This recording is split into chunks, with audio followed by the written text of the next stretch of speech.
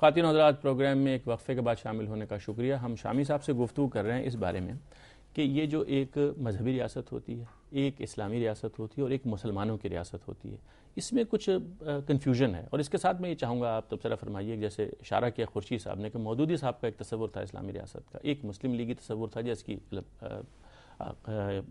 جناح صاحب نے توضیح فرمائی اپنے بیانات سے۔ اس دور میں ہم دیکھتے ہیں کہ ایک ماڈل ہے جیسے آپ نے فرمایا ایران کا، ایک ماڈل ہے سعودی عرب کا، ایک ماڈل تھا افغانستان میں طالبان حکومت کا۔ تو یہ اس کے پس منظر میں چاہوں گا آپ ہماری رہنمائی فرمائیں۔ دیکھیں ڈاکٹر صاحب، بات کیا ہے، تاریخی طور پر اگر ہم دیکھیں نا تو جو 1400-1500 سال ہمارے گزرتے ہیں ان میں مسلمانوں کی ریاست اور اسلامی ریاست میں فرق نہیں رہا، اور ہمارے ہاں کم و بیش جو چیز رہی ہے وہ مسلمانوں کی ریاست ہی رہی ہے۔ دیکھیے، مسلمانوں کی ریاست ہی کو ہم اسلامی ریاست سمجھتے رہے، اور بنو امیہ کا دور دیکھ لیں، بنو عباسیہ کا دیکھ لیں، عثمانیہ کو دیکھ لیں، پھر یہاں مغلوں کو دیکھ لیں، تو ایک ایسی ریاست رہی ہے۔ اور اس دور میں ترکی اور ملیشیا کو بھی دیکھ لیں، اب بھی ان کو بھی دیکھ لیں۔ دیکھیں، اگر آپ تاریخی طور پر جائیں، اور یہ مولانا شبلی نعمانی نے جب لکھی تاریخ اسلام، تو ہم تاریخ اسلام کہتے تھے اس کو۔ مولانا مودودی نے آ کے یہ ڈسٹنکشن کی کہ یہ مسلمانوں کی تاریخ اسلام کی نہیں۔ دیکھیے، اسلام ایک ہمارا آئیڈیل ہے، ایک آئیڈیل چیز ہوتی ہے اور ایک چیز جو پریکٹس میں ہوتی ہے۔ تو اب پھر ہم نے ایک آئیڈیل چیزوں پہ ایک زور دینا چاہتے ہیں، حالانکہ وہ تو ایک مثالی بات ہے۔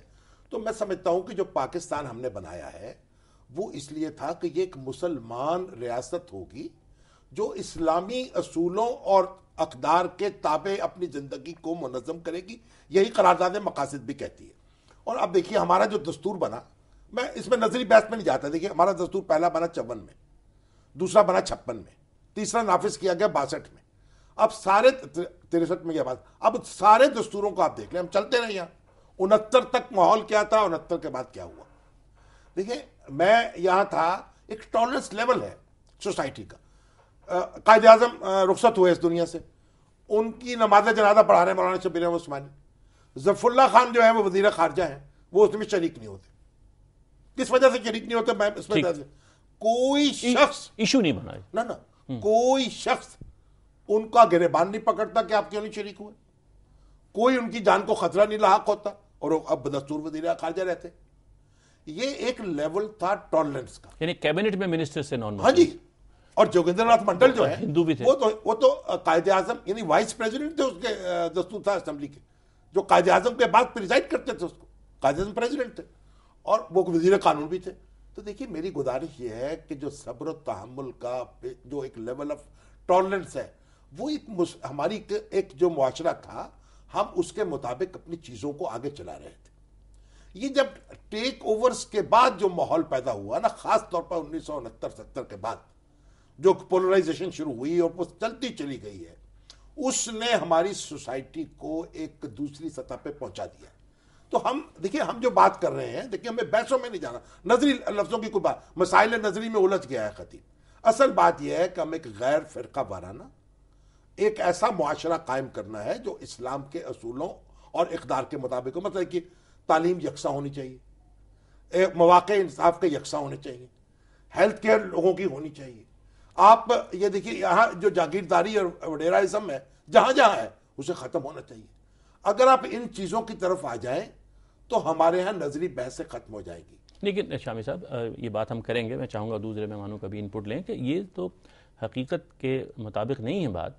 تاریخ میں تو ہم دیکھتے ہیں کہ شروع دن سے یہ جو اسلامی نظام کی تحریک نے زور پکڑا ہے، اور آپ جیسے فرما رہے ہیں کہ 70 میں آ کے وہ اپنی پیک پہ پہنچ گئے اور اسلام کو استعمال کیا گیا یا استعمال ہوا اسلام، اور یہ مسائل پیدا ہوئے جو آج ہمارے یہاں ٹالرنس ختم کرنے کا باعث بنے۔ تو اس پر بھی میں بات کروں گا، اور میں چاہوں گا اس وقت خورشید صاحب سے تھوڑا سا انپٹ لے لیں۔ خورشید صاحب، آپ یہ بتائیے کہ اگر اسلام کے لحاظ سے مسلمانوں نے ایک ملک بنا لیا اپنی اس شناخت کی روح سے جو رکھتے تھے وہ، تو اس کے بعد وہاں پر جو قانون سازی ہونی تھی، ظاہر ہے سارے جھگڑے تو وہیں سے پیدا ہوتے ہیں نا کہ اب کس کا اسلام نافذ ہوگا۔ اس بارے میں قائد اعظم کیا سوچتے تھے، یا اس کا کیا حل ہے اسلامی ریاست میں یا مسلمانوں کی ریاست میں؟ ڈاکٹر صاحب، پہلے تو یہ تھوڑا سا کنفیوز دور ہونی چاہیے کہ اسلامی ریاست کوئی دینی اصطلاح نہیں ہے بنیادی طور پر، یعنی یہ ایک پرسپشن ہے مسلمانوں کے اجتماعی نظم کا جس کو اسلامی ریاست کا نام دیا گیا۔ اسٹیٹ بھی ظاہر ہے رسالت مآب صلی اللہ علیہ وسلم کے ہاں ہمیں جو چیز ملتی ہے وہ الجماعت کا نام ملتا ہے کہ ایک نظم اجتماعی قائم ہونا چاہیے مسلمانوں کا اور وہ اس کے اندر رہیں. نظم اجتماعی سے دور رہنے سے روکا گیا ہے. تو اسلامی ریاست ایز سچ نہ تو قرآن مجید کی اصطلاح ہے نہ رسالت مآب صلی اللہ علیہ وسلم نے اس کو استعمال کیا ہے، بلکہ مسلمانوں ہی کے نظم اجتماعی کو جو قرآن و سنت سے ڈیرائیو ہے اس کو لوگوں نے اپنے اپنے طور پہ سمجھا، اس کا مفہوم دیا اور اس کو اسلامی ریاست کہہ دیا. مولانا مودودی کی اپنی ایک اسلامی ریاست ہے، آیت اللہ خمینی صاحب کی اپنی ایک اسلامی ریاست تھی. ان کی حکومت کا نام، ان کی جو کتاب ہے حکومت اسلامی، اس کا نام ہی حکومت اسلامی ہے. وہ اصل میں اسی ان کے کنسیپٹ سے ڈیل کرتی ہے کہ ان کے نزدیک اسلامی ریاست سے کیا مراد ہے. پھر اس کے ہاں ایک نائب امام کا تصور ہے، ولایت فقیہ کا تصور ہے، وہ اس کو دیکھ رہے ہیں. تو اصل میں مسلمانوں کا وہ نظم اجتماعی جو آپ کنسیو کر رہے ہیں وہ کیا ہے، اس کو لوگ اسلامی ریاست کا نام دے دیتے ہیں. یہ ایک تفہیم ہے، یہ کوئی دینی اصطلاح نہیں ہے. پہلی بات تو یہ. اور دوسری چیز میں یہ عرض کرنا چاہتا ہوں کہ دیکھیں ڈاکٹر مہدی اسد صاحب نے بہت صحیح بات کہی کہ جب مسلمانوں کا کوئی نظم اجتماعی بنے گا اور وہ اکثریت میں ہوں گے تو اس کا تو امکان نہیں ہے کہ وہ کسی ایسی چیز کو قبول کر لے گا جس کی اسلام اجازت نہیں دیتا. اس لیے ہمیں جو نظم اجتماعی بنانا ہے وہ جمہوری بنانا ہے.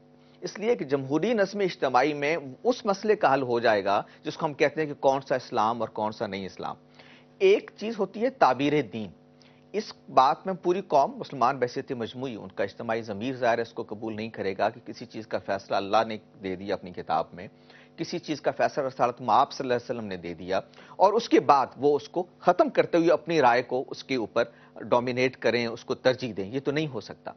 اب مسئلہ یہ ہے کہ اللہ کی کتاب کو سمجھا جائے گا، رسالت مآب صلی اللہ علیہ وسلم کے ارشادات کو سمجھا جائے گا.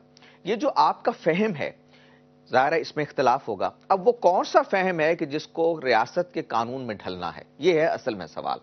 اس کا جواب جو ہے وہ علامہ اقبال نے دیا ہے، اس کا جواب ترکی نے دیا ہے عملاً، اور اس کا جواب ہم نے بھی دیا جن دساتیر کا یہاں ذکر ہوا کہ یہ اصل میں آپ کی پارلیمنٹ ہے جو یہ طے کرے گی کہ آپ نے کون سی تعبیر کو اختیار کر لینا ہے. خواتین و حضرات اجازت دیجیے گا ایک مختصر سے وقفے کے بعد حاضر ہوتے ہیں، ہمارے ساتھ رہیے گا.